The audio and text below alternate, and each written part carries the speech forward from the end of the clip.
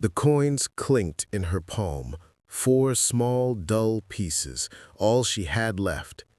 Amelia pressed them onto the counter, her hand trembling slightly. She glanced down at the stroller beside her. Inside, her 6-month-old son, Leo, whimpered softly, his tiny fists twitching against the thin blanket.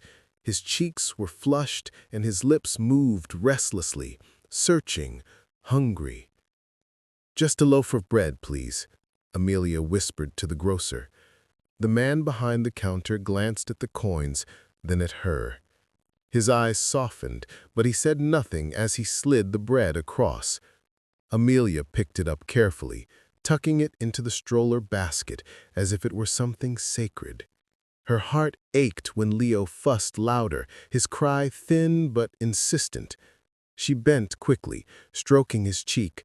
"Shh, baby, I know. Mommy's got you. Just hold on." Her own stomach growled, and the shame of it burned her throat. She hadn't eaten since yesterday so that there would be enough formula powder for him. Now the tin was empty. Bread and water. That was all she could offer herself. And then it came. "Get more. I'll pay for everything." The deep voice was so sudden, so commanding, that Amelia's head snapped up. A man stood behind her, tall, broad-shouldered, dressed in a navy suit so sharp it looked like it had stepped out of a magazine. His hair was dark and perfectly styled, his jawline rigid, his presence undeniable. He wasn't smiling, he wasn't mocking. His eyes were fixed on the baby in the stroller. Amelia straightened slowly, one hand gripping the stroller handle like a shield. "Excuse me?" "I said, get more. I'll pay for everything." Her heart thudded in her chest. A stranger, dressed like wealth itself, was offering to buy her groceries. Heat rushed to her cheeks, a mix of humiliation and anger. She didn't need pity. "We're fine," she said tightly. The man's gaze didn't waver. "Your baby is crying from hunger. That's not fine." Amelia's lips parted, words caught in her throat. She wanted to argue, to walk out with her pride intact. But Leo let out a sharp wail, his little fists punching the air, his face red with frustration. The sound pierced through her defenses like glass. The grocer hesitated, looking between them. "Sir, should I?" "Yes," the man cut in, his tone leaving no room for debate. "Give her what she needs. Formula, milk, fruit, bread, diapers, everything." Amelia's chest tightened. "No," her voice came out louder than she meant. People turned to stare. She lowered it quickly, trembling. "Please, just the bread. I don't need your help." But her baby cried harder, and her resolve cracked like thin ice. The truth was brutal. She had no way to buy formula. Not today, not tomorrow. The man's eyes softened. Butly, he said quietly, "This isn't about you. It's about him." The grocer moved quickly, pulling tins of formula, cartons of milk, eggs, fruit, a small pack of diapers. Amelia's throat burned as the pile grew. She wanted to stop him. She wanted to scream. But when Leo's cries turned to desperate hiccups, she bit her lips so hard she tasted blood. The man paid with a sleek black card, the amount flashing higher than Amelia had spent on groceries in months. She clutched the bags when they were handed over, the weight of them almost making her knees buckle, not just from heaviness, but from what they represented: relief, survival, humiliation. "Why?" she whispered, the words slipping out before she could swallow it. The man's dark eyes met hers, steady, unwavering. "Because I know what it's like to be hungry." Her breath hitched. She didn't expect that. He nodded toward the stroller. "Take care of him."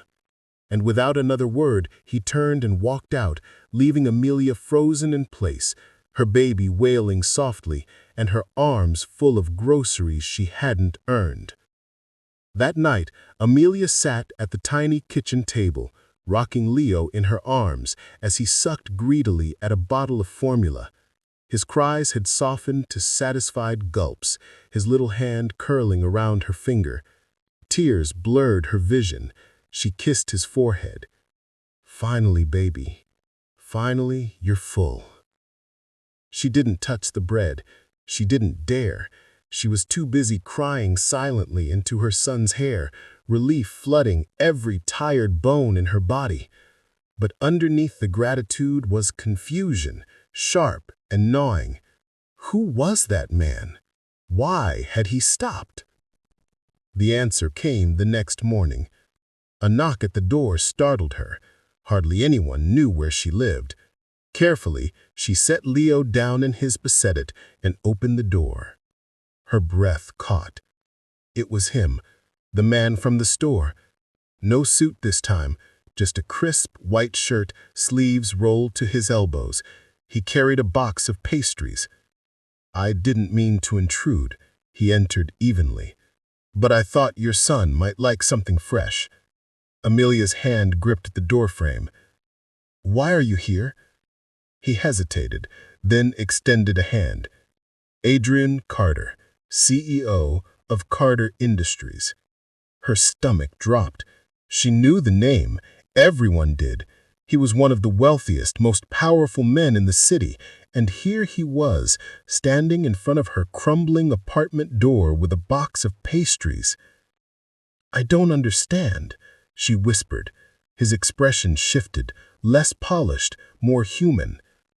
"I told you yesterday. I know what it's like to be hungry." Then, carefully, he told her about his childhood, about his mother who worked 2 jobs, who sometimes went without food so he could eat, about the nights when bread was dinner, and the mornings when he swore that if he ever made it, no child near him would go hungry again. Amelia's chest ached as she listened. He wasn't pitying her. He wasn't flaunting his wealth. He was telling her a truth carved into his own bones. "Let me help," he said softly, "not out of charity, but out of respect, for your strength, for what you're doing for him." Her throat tightened, tears spilled, hot and uncontrollable, and she didn't even wipe them away. For once, she let herself be seen. Weeks passed, and Adrian became a quiet presence in their lives.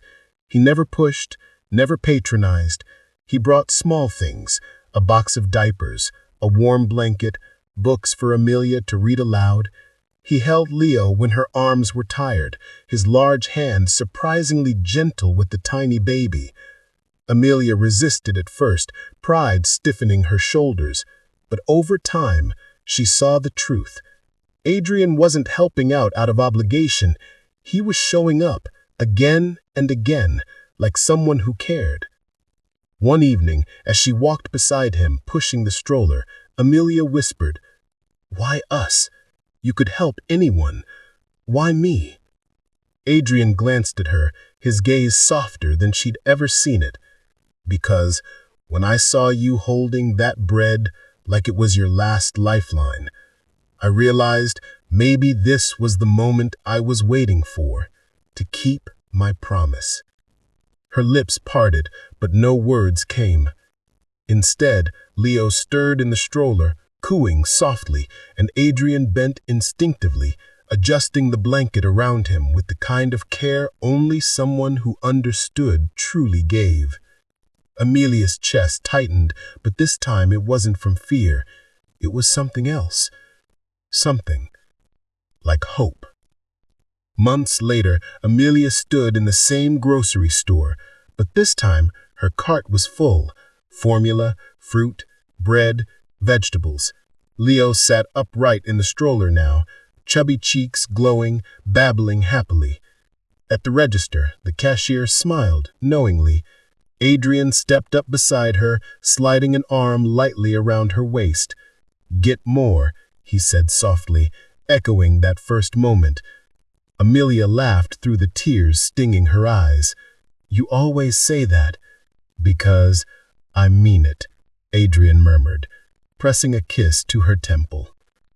And for the first time in a long, long while, Amelia believed it. Because sometimes one small loaf of bread was enough to change everything.